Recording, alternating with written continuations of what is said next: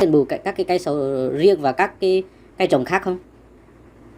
Thì họ cũng bồi thường theo số cây, nhưng mà họ họ đi theo cây họ đại gia quá thấp, với lại người dân ở đây quen với nghề làm nông, họ không bao giờ họ theo ý của nhà nước hết. Vâng, tại vì đồng bào người bản địa Tây Nguyên mình sống với đất mà, anh hiểu cái vấn đề này. Nhưng mà nếu mà được thì em có thể nói rõ hơn mà cái việc mà chính quyền họ tại sao lại mang các cái lực lượng như các ban ngành họ họ đến rất là đông, mà lý do gì họ làm như vậy?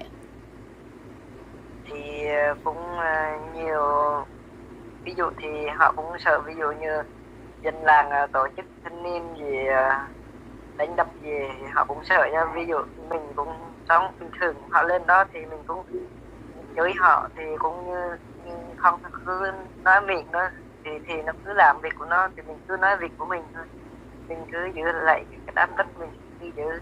Thì họ cái công việc họ là tại sai mà, họ tại sai cho ban ngành của họ tại sai, họ đi người ta phá họ đi thì họ làm theo yêu cầu của người ta, rồi họ cũng theo ý từ cấp trên mà.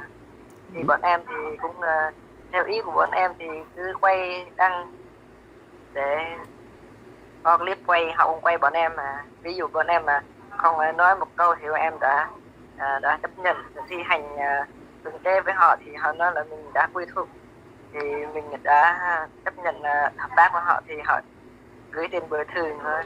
Đấy thôi. Vâng, Họ làm như ép mình luôn á. vâng. Vậy thì họ họ mang lực lượng như vậy họ có làm hại ai không? Chứ họ chỉ sợ mình thôi, mình xúc phạm, sợ mình cầm gì đó thôi, chứ nếu mình đụng tới họ là coi như là mình cũng vi phạm mà. Vâng. Vậy thì em có biết là bao nhiêu hộ họ sắp thu hồi đất không? Họ cưỡng chế đất không? Thì diện tích đó là 380 mấy hecta luôn mà. Nhiều nhiều dữ vậy hả? Thì mấy làng kia thì sợ họ họ cưỡng chế, thì họ chấp hành rồi, thì họ đã đền bù rồi. Thì giờ tính từ một năm này thì tiền xài cũng hết rồi, giờ dân thì ra ra ngoài đồng thì phá những đám rau đám gì người ta bên ô, thì họ cứ phá, giờ nó phá hết tiền rồi nó còn gì nữa. Đi xài năm là hết mà.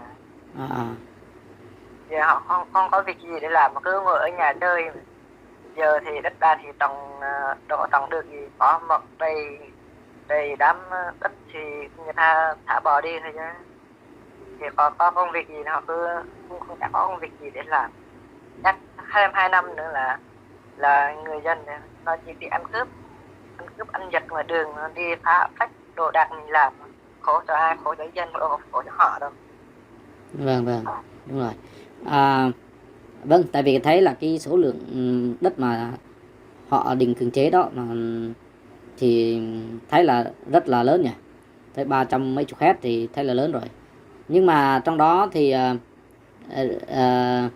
riêng làng của em là khoảng bao nhiêu héc? Riêng làng em thì em chưa thống kê qua, em cũng chưa hỏi trong làng, chưa biết. Nếu mà hỏi về gia đình em thì gia đình em chỉ có 3 héc, còn những hộ gia đình khác thì em cũng không biết họ có bao nhiêu, không biết. Em chỉ biết ở hộ gia đình em thôi. Vậy là cái gia đình mà có cây sầu riêng đó là gia đình của em đúng không? Không, cái đó là cái cô giáo viên, là cũng là bác á, bác cái cũng bác cái bên mẹ em á. Là gia đình họ hàng đó. Là cô Y Khuê đúng không? Có phải không? Là cô đó là Phải. tên Y Khuê đúng không? Có phải không em? Phải. Cô ấy là làm giáo viên cấp mấy? Thì cô cũng em cũng không biết rõ, nhưng mà nghe thì cô cũng dạy tiểu học hay sao á, tiểu học hay ở trung học. Tại vì nghe là cô nghỉ một tháng rồi dạy học rồi, mà lý do gì không biết, em có biết không? Họ cưỡng chế, họ làm đủ thứ để không cho họ chèn ép họ làm đủ thứ. Bên cái bác cái cũng làm cô cũng cho nghỉ mà tháng luôn. Vậy cô bác gái em là Y Khuê đó là họ định cưỡng chế bao nhiêu héc? bác ấy khoe thì em không biết, bác bên một bên nữa là